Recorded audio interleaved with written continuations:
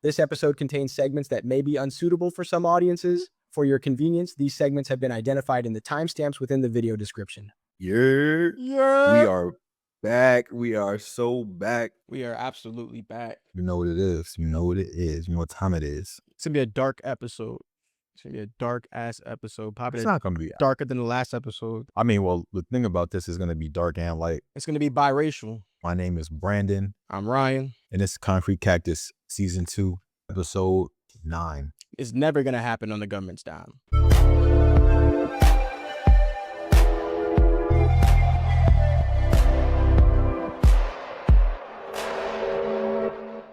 This episode is not sponsored by Palantir. Or Doritos, for that matter. Oh, man. How is your hiatus? It's actually hot outside now. It's just hotter outside. AC broke down like more times than... More on that later. It looks to me that you've made some adjustments to your background. Meh.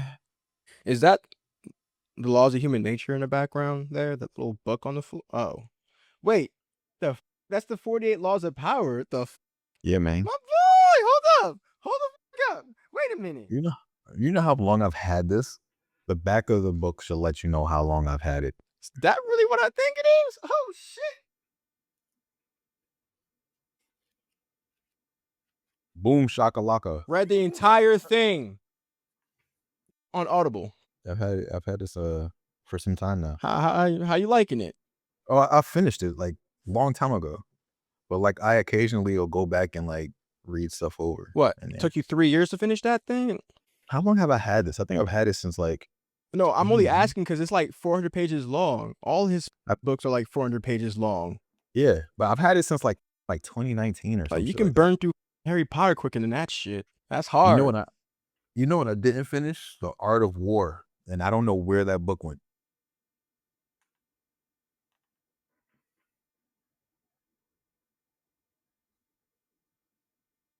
ADHD edition, right there.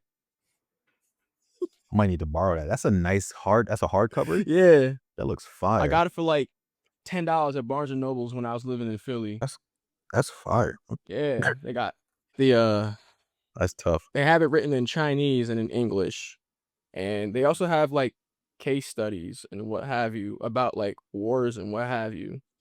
And how things went for us and our adversaries, what have you. Isn't that something? I did not know that we're reading the same shit. Yeah, dog. Great minds. It's ironic considering what's happened the last couple of weeks. Transit, y'all had a strike? I forgot about that. I honestly forgot about that, yeah. Literally one of the biggest transportation systems in the world. That was intense though, because it was literally like no transportation for 3 entire days. Ghost town. Wait, it was the entire infrastructure, not just trains? No, it was just trains. Tom Thibodeau was fired by the New York Knicks after a Cinderella run for whatever reason or another. Poverty franchise. James Dolan, man. He's basically the East Coast Matt Ishbia, who, by the way, hired a staffer from the Cleveland Cavaliers coaching corps to be the head coach for the Phoenix Suns, which is cool, giving somebody a fresh face a start, considering the last 2 coaches were coaches that annihilated us, maybe the last 5 or 6 NBA playoffs. What makes it more ironic is that this guy, just like the owner, Cash Ishbia himself, is an alumni of Michigan State. And if you are familiar with the Phoenix Suns or local sports radio, you know that Matt Ishbia has a hard-on for his alma mater, Michigan State. Hence why Tom Izzo was a candidate for coach at one point. Bad business. What else happened? We, as in us, as in the U.S., vetoed a UN Security Council demand for a Gaza ceasefire. That doesn't overshadow Gobar Bob Melendez reporting to prison to serve his 11-year sentence. Yikes. The most I've seen for a politician in a long time. That boy dying in there. Why you say that, bro? He is. That man's old. Obviously not old enough to not try to kick it with people way below his years who may or may not be of legal age, allegedly. I know you're a cute little basketball team. A little bit of nepotism happened recently. I don't know why he's on the coaching staff, man. The head coach's son, Nick Kerr. What are we doing here? Y'all hired Nick Kerr. His name is Nicholas. Nick Kerr. Y'all set yourselves up for that one. It's like almost saying Mike Hawk. All right. Mike Hawk. But hey, I mean, at least you guys didn't trade for Dylan Brooks, the 10th pick in the upcoming NBA draft, and a bag of chips, okay? Y'all are about to be in rebuild mode. Let's be for real. Yo, listen, we got Dylan Brooks. We're going to have pregame courtside Kegel exercises. Your head coach should be coaching the G League team. I'm not going to lie, he should. Bad deal Beal is about to get dealt or bought out. I would assume the odds are very high for him to go to the Clippers because everyone's going to go there. Yeah. For whatever reason, everyone thinks the Clippers is like the place to go, but I don't know. I mean, they got a wall. Well, that would mean that he's not going because it didn't work out last time he was with a wall. Let's just hope that if he does go, the Clippers choose the wall over him. Oh, oh man. So what else we got? Kanye West missed an opportunity to have the hottest track of the summer because he decided to make it anti-Semitic, legitimately anti-Semitic. He re-releases that same track, but changing the title from the double H to Hallelujah. I have no idea what this. You haven't heard that, Kanye West? I got you. When did this come out? When is that? This came out like a month and a half ago, bro.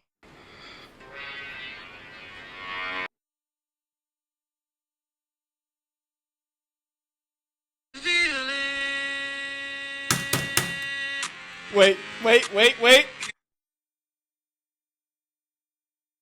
I should probably keep this away from the mic. All right, so basically that little chorus you heard, that's actually a group that Kanye West put together called the Hooligans.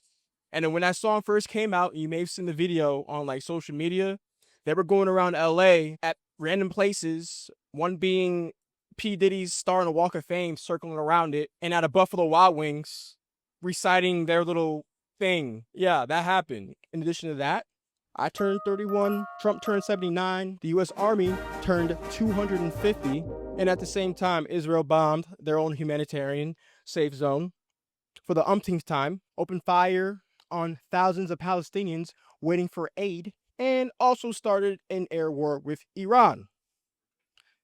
In addition to that, Stephen A. Smith's daughter went viral. Yeah, he has kids. I didn't even know that. I ain't gonna lie. I was one of those people. He co-produced children. Who is the wife? Who's the lady? Not the wife. I would have said the woman because we've never heard of her. Because now at this point, we should have a Concrete Cactus book club. In his book, right? He mentioned he had 2 different baby mamas. Yo, he got the best PR team in the business. Yeah, he got that right. Shit. But anyway, his daughter went viral for making a cameo appearance during Game 6 NBA Finals coverage. Kid looks just like her dad. I don't know if that's an insult or not. I don't know. Think of Stephen A. Smith, a little darker skinned, with a hairline and female. Oh, she does not look like him. He look like he adopted her. He's going to be on his podcast in a couple years saying, "Stop effing with my daughter. Stop effing with my son." He came up to me. He said, "Stop effing with my son." Hey, all the little YNs out there, man. I kind of wish you didn't play that song because it's playing in my head. Exactly. I don't know what is going on with that song or like what, but it's playing in my head and I can't stop it. I'm about to put some gospel on it.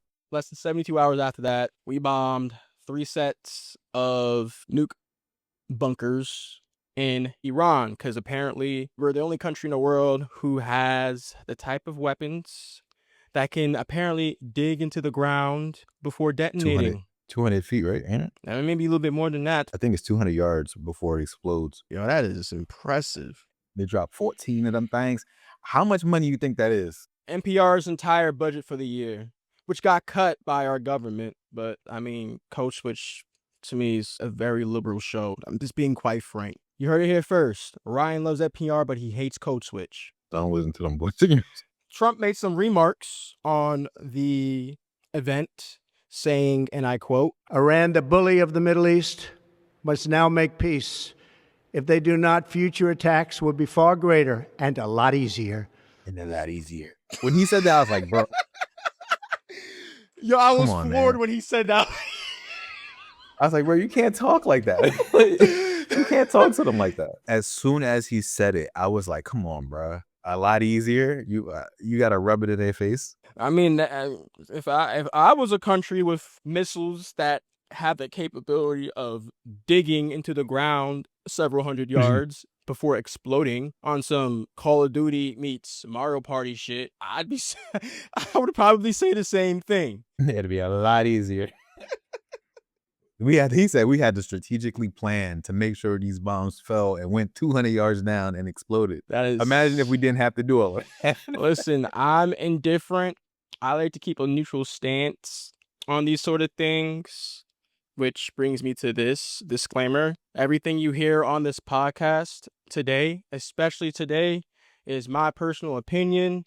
I'm not speaking for the uniformed services or any level of government in that matter. In addition to that, if you are expecting either me or Brandon to disparage, well, I can't say the same about Brandon. If you expect me to say anything disparaging about the President of the United States and or our allies, you will be disappointed, even though this episode, if you haven't caught on already, has some fair and reasonable critique against Israel. With that being said, we got to unpack this situation. All right. You got a swath of land roughly the size of New Jersey that's been contested literally for thousands of years. Thousands of years.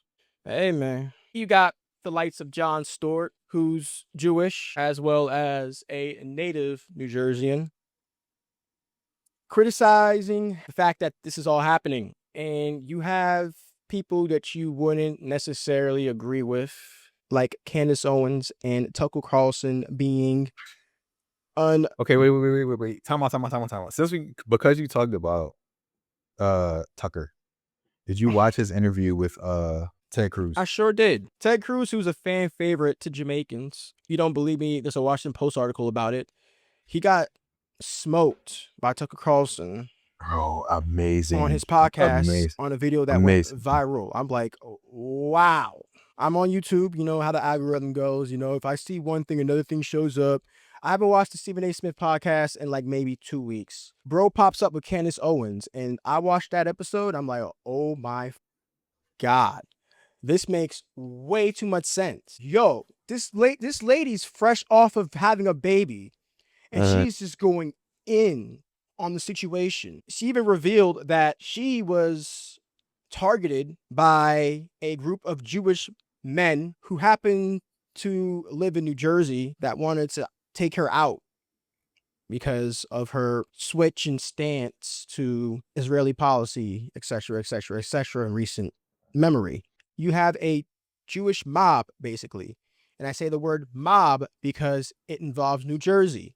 Again, not anti-Semitic. Didn't know that existed. I mean, we live in some really interesting times. On top of that, you have people like Theo Von getting canceled for having a humane, not even an opinion, a humane point of view about these children that are caught in the crossfire of this war. And then Miss Rachel, do you know who she is? No. So to the people out there who are aunties and uncles and who don't have kids, Mitch Rachel is basically Mr. Rogers meets a speech therapist. She's basically this lady who shows up in overalls on YouTube and sings all these little songs and does things with her mouth. Whoa, I shouldn't say that like that. She's definitely somebody who's dedicated her life to serving kids because her own child has a speech impediment. This lady's the last person who should even be considered canceled. Like, she's done more good than harm to these kids. And this is all because she sponsored a child from Gaza who has no legs. I'm like, what the wrong with people? She got canceled for doing that. It's like, it's one thing, and I don't agree with it. It's one thing if you try to cancel her for having a they-them type on her videos and whatnot, because I mean, gender identity stuff, I personally feel shouldn't be something a child should think about until maybe like 17 and a half, right? Jules, cool person, but hey, listen, they're just way too young to comprehend that. But oh, let me sponsor a child from Gaza who had his legs blown off, and let me make Instagram posts about how sad and upset I am about what's going on, X, Y, and Z. Like being a human being, being a parent, it's almost bringing me to tears talk about this. And like trying to cancel her. Like that is ridiculous. That is ridiculous. Like seriously. She comes off as liberal. Let her come off as liberal. I don't care. Right? But what she said wasn't liberal. That's like a human being, right? Anybody in their right mind, regardless of their political affiliation, would say these sort of things. And unfortunately, people have been saying these things under their breath because apparently it seems that in our society these days, having a opinion, a honest, structured, respectful opinion about what's going on the other side of the world, like you're not even saying free Palestine. You're like, yo, the biggest victims are these civilians. Just saying that, oh, canceled. Free Palestine. I got nothing to do with me, but what I will say is that those poor civilians, man, I mean, Israel is a very important ally of the United States. For various reasons. Yeah, various reasons. They are technologically advanced. A lot of stuff that you use, ladies and gentlemen, are products of Israeli engineers and developers, whether you like it or not, which may or may not include the app that we're using to film this podcast. Anyway, their military, they do combatants for breakfast, lunch, and dinner, bro. Yet they're not really boots on ground in Gaza, taking out these Hamas people that they should be taking out, which is part of the reason why the situation is so controversial, because some of their alibis are, oh, hey, we had to bomb this hospital because 2 Hamas types were in there. But then you killed 100 go in civilians there. while you're out. Exactly my point. Just go in there. Like if you want to do the war, then do the war. You don't sit behind the desk and have war. Like I know wars are gonna be fought with drones, and I mean I get it. But they not. If you're gonna fight a war with drones, that just mean you would have more precision. They're not even doing it like. There's no precision with their attacks. Like you're just shooting. Let's just shoot. They're over there. And before anybody comes at the United States, I understand that we've had our mishaps with the Middle East. Collateral damage. Understand, ladies and gentlemen, that many, if not most, people who make the decisions to drop these bombs, fly these drones, etc., adhere by literal war law, like the Geneva Conventions, etc. Literally, we use certain munitions and certain weapons because there is a ethical and moral way, even though war is ugly, to take out combatants or adversaries, X, Y, and Z, ... Which is why a lot of people are up in arms about what Russia's doing in Ukraine using illegal weapons. There's ways to fight wars, even though they're ugly and nobody ever wins, especially civilians. Now, time out. Explain that though, because I don't understand what you meant by using war law. There's certain munitions, certain weapons that are ethically and morally banned or legally banned, or the UN frowns upon. Banned.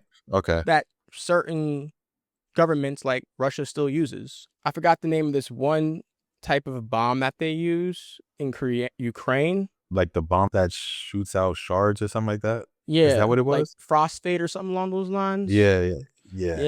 I think that one. A big thing, regardless of who's in the office as president, is minimal collateral damage. This has been a big thing, especially since the rising drones around the Bush-Obama administration. And the military has gotten better, and I'm not even speaking propaganda. The military has gotten better with reducing the amount of innocent casualties it's just basically, let's just say that we've developed ways to lower the amount of innocent people who are lost due to combat operations. By the looks of it, it doesn't look like Israel is practicing that level of discipline with what they've been doing in Gaza. In Iran, however, they have drones with bombs that are taking out people related to the Iranian military or Iranian government or Iranian nuclear operations. They're taking them out with drones that literally blow up down to an apartment unit. Who is it? You said Israel? Israel.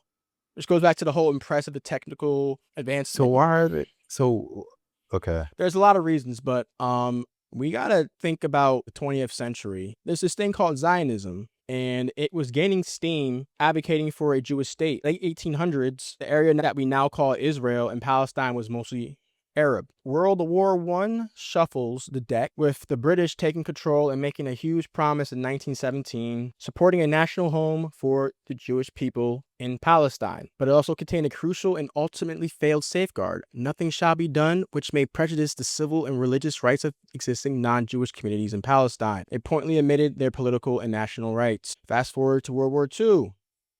You all know what happened in World War II.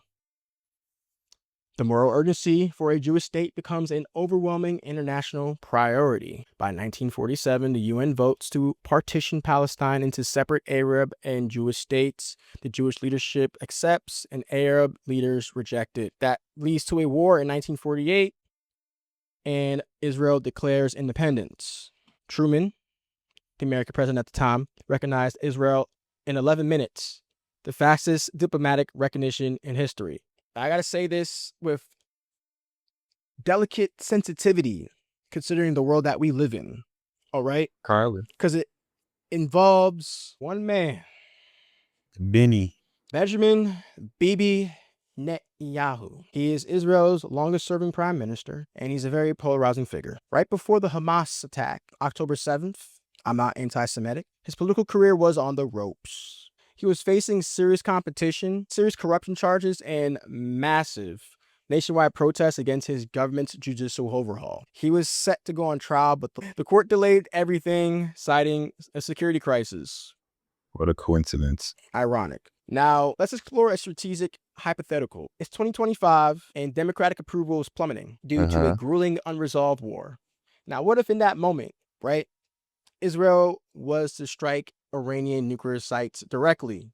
Approval rating, well, theoretically. It's said that the Clinton administration did this during the Monica Lewinsky scandal by deciding to collaborate with NATO on bombing modern-day Kosovo to stop ethnic cleansing that was happening there in the 90s. Shout out to Kosovo. That brings us to the epicenter of the current conflict in Gaza. It's one of the most densely populated places on Earth, more densely populated than Manhattan. So we got to run it back, 20 years?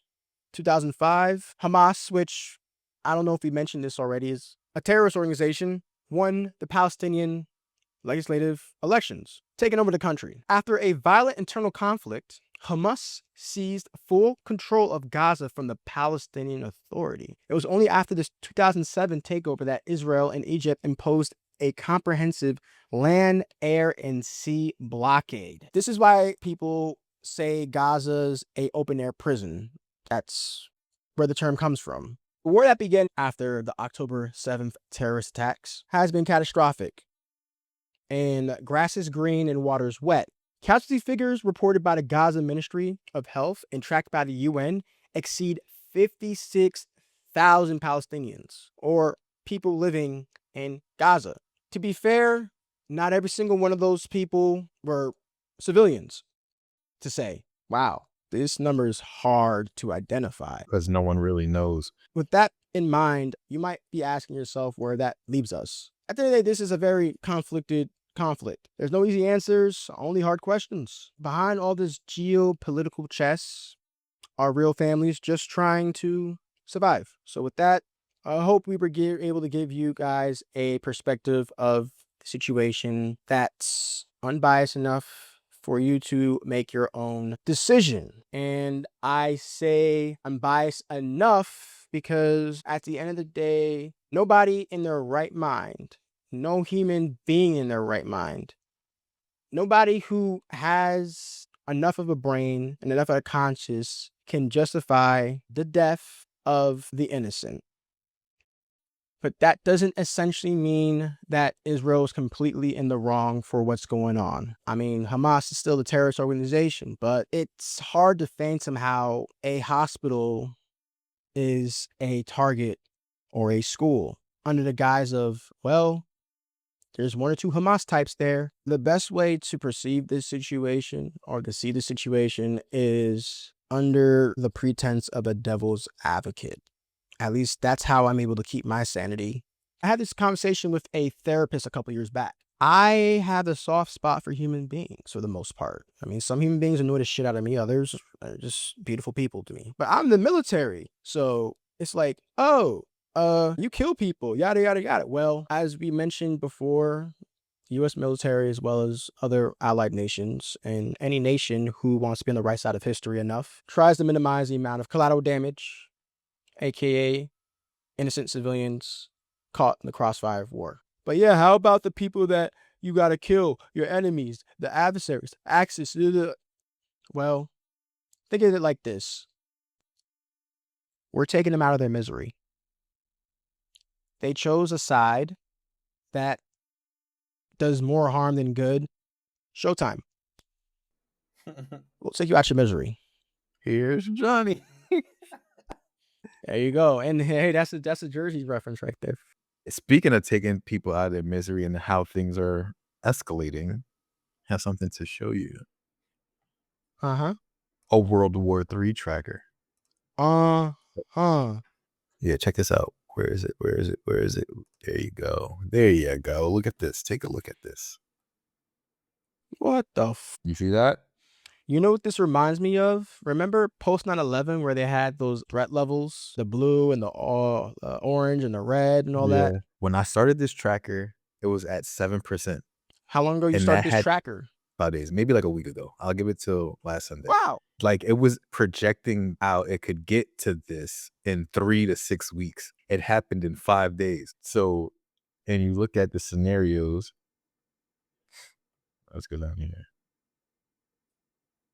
The 72-hour watch.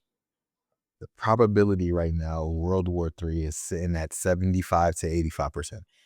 It's AI driven.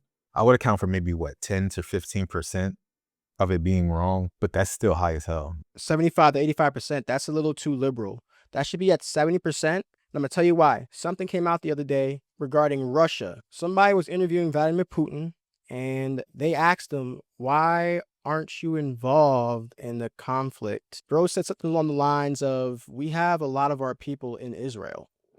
But lo and behold, 1.3 million. 1.3 million people in Israel speak Russian.